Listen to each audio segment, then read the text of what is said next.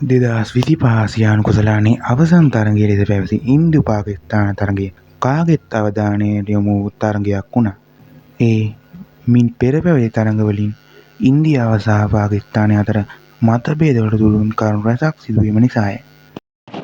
මෙම තරගයේ කාසියවාසී දින වූ ඉන්දියාව පළමුවෙන් පන්දුවට පහර දීමට පාකිස්තානයට ආරාධනා කළා.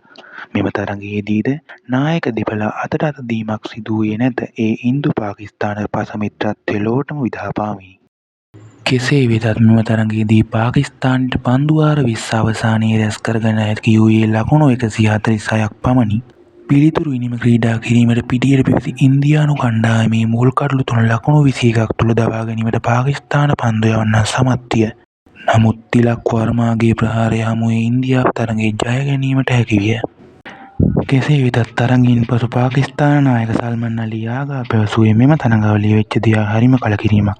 අදට අත නොදී අපට අගෞරව කරනවා කියලා එයාලා හිතනවා ඇති. නෑ ඒක ක්‍රිකට් ක්‍රීඩාවට කරන අගෞරවයක්. එමෙන්ම සූරිය කුමාර යාදව් තම තරග ගාස්තු සියල්ල ඉන්දියා හමුදාවට ලබා දීමට තීරණය කර තිබෙනවා.